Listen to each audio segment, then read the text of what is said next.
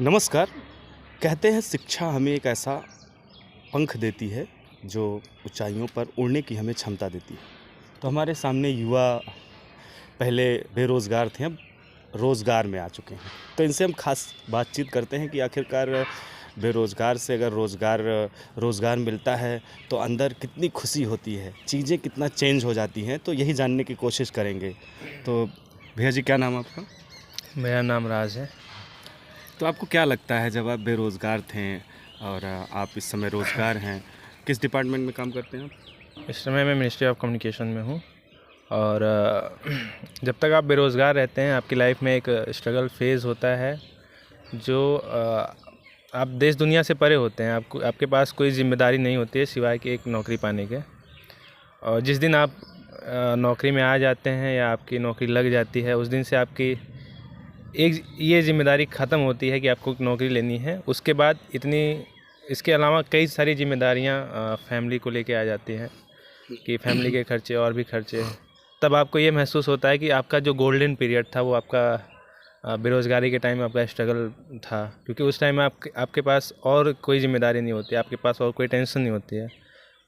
तो बस लगे रहो, क्योंकि वो गोल्डन पीरियड ऐसा नहीं है कि आपको हमेशा मतलब 40 साल 45 साल तक लेके जाना है। वो आपका गोल्डन पीरियड है तो आप उसको अच्छे और आगे बढ़ाएंगे, ऐसा नहीं है। उस हर ज़िंदगी का एक पीरियड होता है। चाणक्य ने इस चीज़ को बहुत अच्छे से डिफ़ाइन किया है कि हमारी जो लाइफ होती है वो 4 फेज़ में होती है। तो हमें कब ब्रह्मचर्य लेना है, हमें कब फैमिली के साथ बिताना है, हमें कब जो है अपने विद्यार्थी जीवन को जीना है। तो विद्यार्थी जीवन की भी एक समय सीमा है। आपको 25-26 के पहले पहले आपको नौकरी ले लेनी है, फिर 25 के 26 के बाद आप शादी करिए, तो उसके बाद आप गृहस्थ जीवन में आते हैं।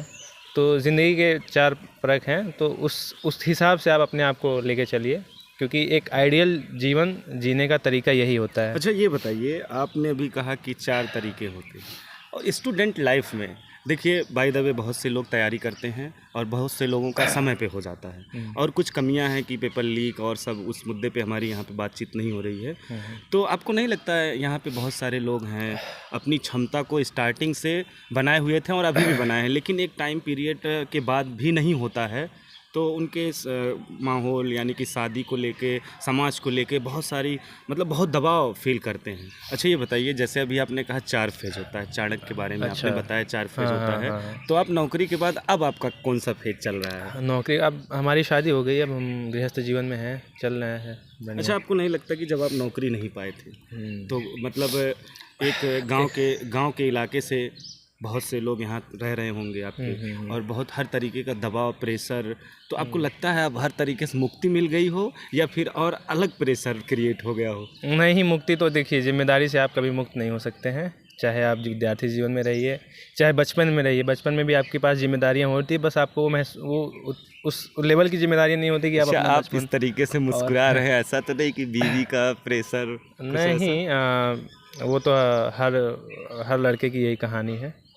तो गृहस्थ जीवन में आने के बाद आपके पास 2 फैमिली हो जाती है, एक आपकी वाइफ की, एक आपकी, और उसके बाद फिर रिश्ते 2 हो जाते हैं, उनके भी मौसी और आपकी मौसी 2 अच्छा, हैं। जब आपने ज्वाइन किया था, मतलब आपकी नौकरी लगी थी, उस समय कैसा फील हुआ था आपको? और अब जैसे धीरे धीरे समय बीतता जा रहा है, आप जॉब कर रहे हैं, तो आपको क्या लगता है कि मतलब अगर नौकरी नहीं मिली थी और नौकरी मिल गई, कितना ज़्यादा डिफरेंसेज को आपने मैनेज किया, क्या लग रहा है? देखिए, जब आप किसी चीज़ के लिए परिश्रम करते हैं और आपको उसका फल मिलता है, तो निश्चित रूप में कोई भी हो, चाहे वो जानवर हो या इंसान हो, सबको उस चीज़ की खुशी मिलती है। और जाहिर सी बात है, मुझे भी बहुत खुशी हुई थी।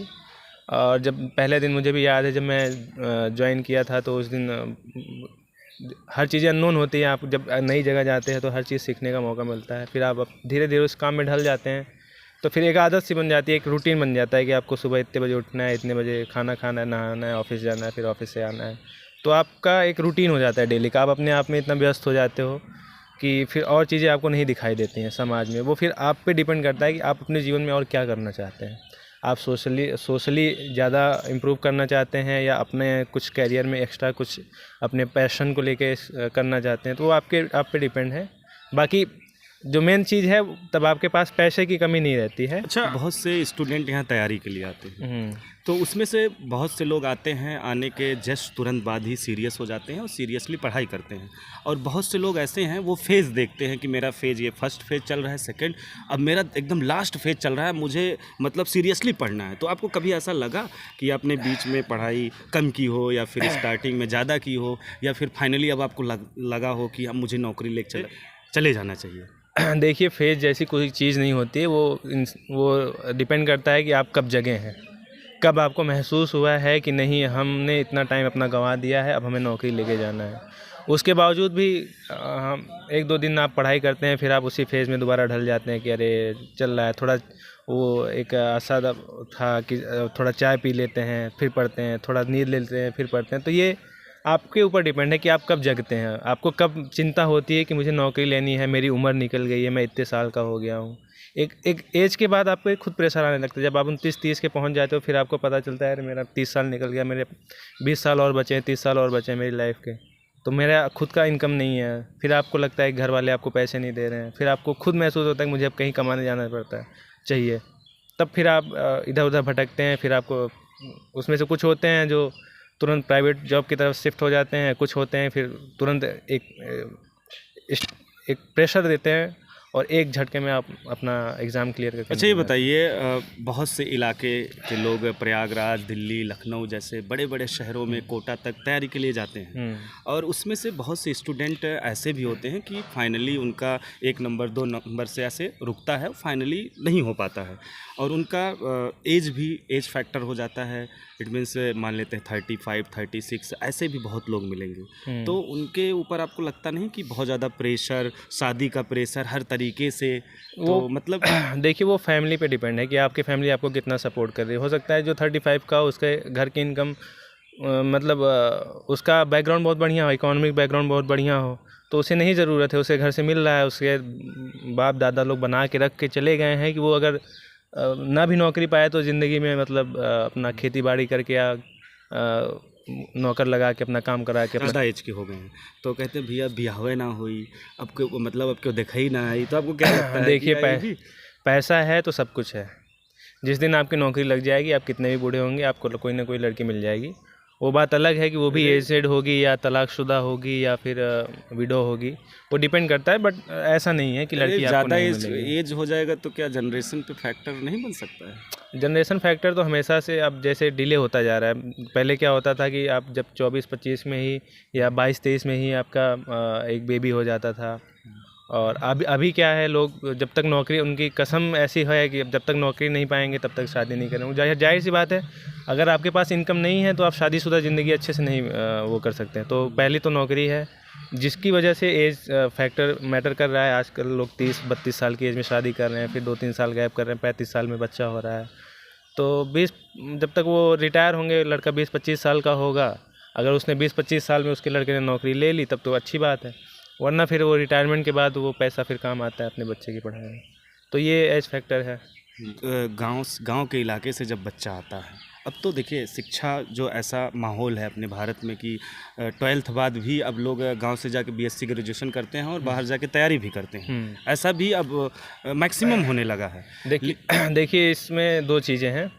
एक ये है कि जिसके पास पैसे नहीं है, वो अपना प्राइवेट गांव में नाम लिखा के, उसको जल्द नौकरी चाहिए तो SSC की तैयारी करता है या किसी भी चीज़ की तैयारी करता है, 2-3 साल अपना लगाता है, और वो फिर जो है सिर्फ एक ही चीज़ के लिए वो रहता है, और उसका जो मानसिक विकास है वो सिर्फ एक किताब तक ही रह जाता है। जो सिर्फ उसको ये है कि एक एग्ज़ाम क्लियर करना है, हमें नौकरी पानी है, उसका सिर्फ मानसिक विकास इतना ही हो पाता है। लेकिन जो लड़का 12th के बाद किसी कॉलेज में एडमिशन ले रहा है, किसी यूनिवर्सिटीज़ में जा रहा है, अच्छी यूनिवर्सिटीज़ में जा रहा है, किसी भी यूनिवर्सिटी में जा रहा हो, तो उसका मानसिक विकास अलग होता है। वो सोशली बहुत इम्पावरमेंट हो जाता है उसका, वो बहुत ही अलग लेवल का हो जाता है। वो बात की बात है कि बाद में वो भी अगर प्राइमरी का टीचर या कोई भी किसी भी लो ग्रेड पे की नौकरी में जाता हो, लेकिन इन कंपैरिजन दोनों के मानसिक विकास में बहुत अंतर आ जाता है। तो मैं तो यही सजेस्ट करूँगा कि अगर आप 12th पास कर रहे हैं तो आप उसके बाद अपना ग्रेजुएशन किसी अच्छे कॉलेज या किसी अच्छी यूनिवर्सिटीज़ में प्रॉपर क्लास करके करें, क्योंकि